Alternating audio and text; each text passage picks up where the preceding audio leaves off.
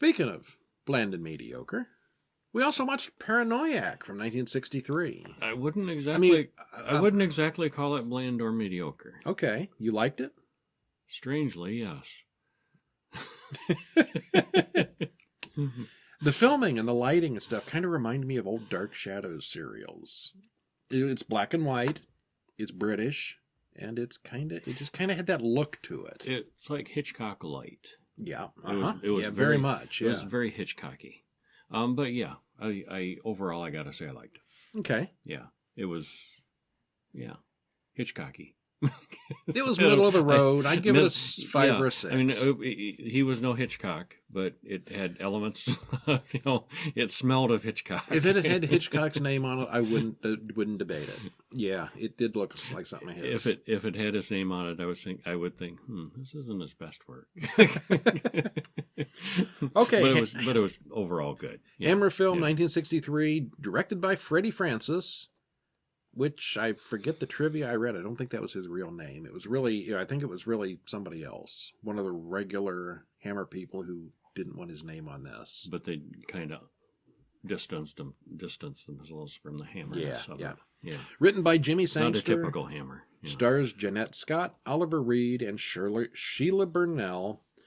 Can't even say it. Sheila Burrell. 1 hour, 20 minutes. And there's a link on Amazon to watch this one. And you liked it? Yeah. I said, meh. We open in a cemetery where we see the tomb of John and Mary Ashby and their son Anthony. There's a memorial service inside the church. Turns out it's been 11 years since their deaths. We hear how John and Mary died in a plane crash, and then Anthony later killed himself out of grief. The other son, Simon, is still alive. Simon is playing the organ at the service when a strange man walks in. Simon's sister, Eleanor, faints at the sight of him. Dun, dun, dun. Who could it be? It's a mysterious stranger. It turns out she saw Tony, who isn't really as dead as everyone expected. Or is he? He jumped over the cliff, and they never found a body, but all just assumed he smashed himself on the rocks and was washed away. And there was a note left. Yeah. Yeah. Simon and Aunt Harriet argue, mostly because he isn't upset about the ceremony. He's very much over his parents' death, but he drinks way too much. Simon thinks his sister is insane and would like to see her locked up. And could be they're all right. And Simon, he was supposed to be just turning 21 and getting his inheritance. And yes. He wasn't 21. And she was supposed to be their little sister, and she wasn't a teenager. It's another movie with a bunch of mid-20-somethings playing teenagers. Yeah. He was 20. Crazy. He was 20, okay, but he was really 25 at the time. Yeah. Well, part of it is that they all walk around wearing these old-fashioned suits, and they all look like old men, even if they are in their 20s. Yeah, that helps. Yeah. Eleanor sees Tony outside her window again. The family later finds her outside, wandering in the garden. She certainly does look insane. Later, we see that Eleanor's nurse and Simon have a thing going on. Simon screams and rants when they tell him he's out of brandy. Cosset, the executor of the estate, cuts off his alcohol allowance, but that's going to end in 3 weeks when Simon comes into his inheritance. Oliver Reed. There's a lot of people yelling at Simon to behave himself, but hey, he's Oliver Reed. Of course he's going to drink a lot. Oliver Reed at his most Oliver Reediness. Yeah, he's just getting started at this point. Eleanor freaks out and jumps off a cliff too, but Tony rescues her and brings her home. The nurse and butler see him, but they don't know him. The butler thinks it might be Tony from having seen the old pictures, but no one believes him. Simon nearly runs him over on the street, and he does recognize his own brother. Aunt Harriet knows who he pretends to be, but she doesn't believe it. He says he never jumped off that cliff. He just left a note and disappeared. He accuses Aunt Harriet of doing something to Eleanor to make her crazy, but she denies it. Both Simon and Harriet are skeptical of the whole thing, but Eleanor is all in for having her brother back. Were you fooled at this point? I was wondering. Yeah, it wasn't clear at this stage. I wasn't totally convinced at that point. Yeah. There seems to be a lot that Tony's unsure about, And it does look like he's an imposter. Well, and there were times when it seemed like, oh, well, that's obvious because he didn't recognize the lawyer's name at first. Yeah, The and he family didn't know lawyer. which bedroom was But his and so forth. But then he goes into his old bedroom, and there's a locked wardrobe, and he immediately reached for the key. Uh-huh. Like he'd been there before. Like he knew where the key was, right up above on the top. So, it was like, is he or isn't he?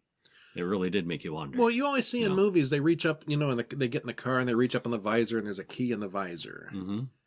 Question for everybody out there. He reached right up where it was, though. He didn't feel along the top. How many of you have a key in your visor in your car? Is it really a thing? Is it really or a thing? Do people really do that?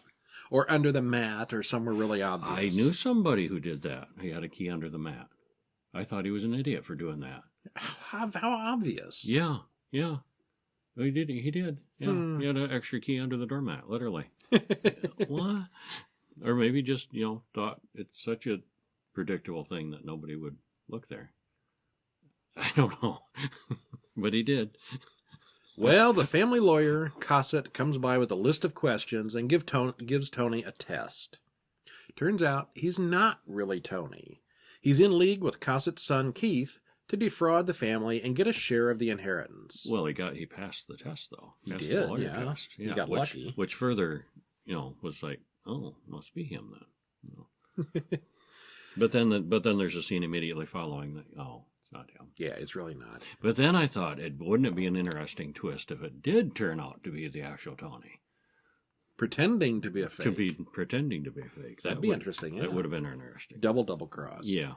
Well, he's in league with Cossett's son, Keith, to defraud the family and get a share of the inheritance. Keith even suggested some of the questions on his father's test. That's how he managed to cheat. Mm-hmm. Tony doesn't like what he's doing, because he especially likes Eleanor. Yeah, he's kind of a good guy, actually. Yeah. Despite being a con guy. Simon tells Tony that he doesn't believe he's for real, but Tony doesn't care what he thinks. Late that night, Tony hears singing coming from somewhere. He follows it outside, where he's attacked by someone in a mask.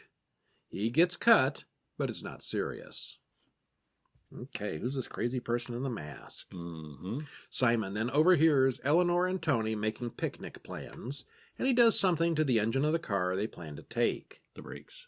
They go Papers to the with the picnic brakes. without any problems, but when Eleanor tries to turn the car around afterwards, the brakes fail, and she almost drives off the cliff. The car does, and Yeah. that's a pretty good scene. Mhm. Pretty tense, and Yeah, Tony pulls her off the car before the car goes over, Mhm. and Simon is shocked when he sees Eleanor and Tony returning in a taxi. He gives one of those classic Foiled. fist-biting moments. Oh, they're not dead yet. Yeah. That night, Tony hears the music outside again. They see Simon playing the organ with a little boy singing next to him. The boy wears a mask, just like the one the mask that attacked Tony. Yeah, that's kind of weird and creepy. And Yeah. what The the singing heck? turns out to be coming from a record, and we see that Simon is every bit as crazy as his sister. Mm-hmm. Then the masked person comes out and almost attacks Eleanor, but Tony then pulls the mask off, unveiling Scooby-Doo. Merv Gifford. No, wrong It- movie. It's Aunt Harriet, Ah, who explains that she was trying to keep people from realizing that Simon was insane. trying to keep the lid on his madness, basically. By Yep. kind of playing along and helping him. Yeah, he feels responsible for Tony's death, and he's never been quite right since then. Tony realizes that it must have been Simon who messed with their brakes, and the nurse overhears the whole conversation. And then I was thinking, the nurse might be the puppet master. That thought didn't last long. No. Yeah. Tony and Eleanor kiss, and he forgets himself that he's supposed to be her brother, and he gets a little too romantic, which makes her freak out. Mm-hmm. Turns out she's in love with him, and she doesn't really care if it's incest. He admits that he's an imposter.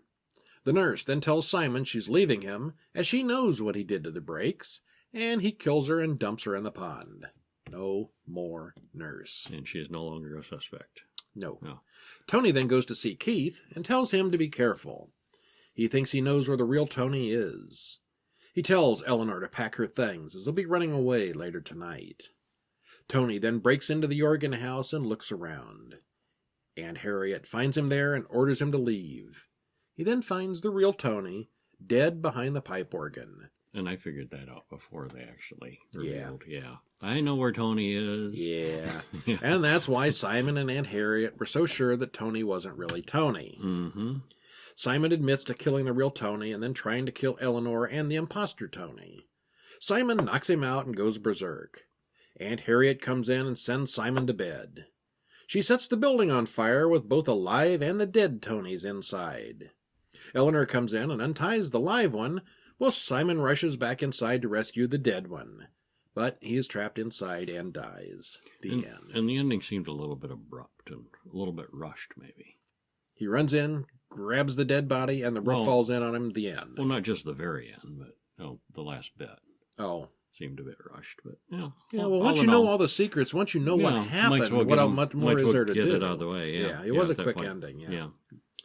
Well, it wasn't clear until about halfway through what was actually going on, and even then it wasn't clear who knew what. Mm-hmm. Still, it all does resolve itself in the end, more or less. Who knows what, why? Yeah, we don't know when everything happened. Mm-hmm. It's not clear whether the fake Tony inherited the money or not at the end, and we don't know if there was any justice for Aunt Harriet. Aunt Harriet lives, but I guess she must not have been in the will because the money went to her nephew Simon originally. So she's like... But if Simon's dead, then where would it go? Probably Eleanor. It seems like it. Oh, technically Tony, if he was the real Tony. But, well, it depends on if Eleanor and the girl were going to go along. And Harriet... Because the lawyer had already certified that was Tony. Aunt Harriet was propping up Simon, pretending he wasn't insane, because he got the money and she was living there off of his dime. Yes. Simon's dead now, so she might just say, hey, look, it's really Tony, and just go along with it. Keep living on the dime. Yeah, all three of them just kind of keep the fraud up. Yeah. Right. But we don't know this. This is speculation. Yeah. We don't know if there was any justice for Aunt Harriet. It's creepy. It's mysterious. If you like Oliver Reed, he's at his reediest here. Still, the story isn't much. There's an old house and a family secret, and we've all seen this story or one just like it a dozen times by now. It's well done, but it's just not a particularly original story. But you liked it. I liked it. Okay. Yeah. All right. Mm-hmm. And that's our show. Stop in during the week to the website, horrorguys.com. Check us out on social media, or tune into the full-length audio podcast. Just everything here, our weekly show is done as a full-length, around an hour audio podcast each week, where we talk about all the movies. And you can also subscribe to our YouTube channel. That helps us out. Give some likes and subscribes. Yep. And horrorguys.com has, of course, all our reviews in writing. If you want to read more, sometimes we'll forget the line here or there. So if you want to read them, check out horrorguys.com. Yeah. And I'm Brian. I'm Kevin. And we'll see you at the next movie. See ya.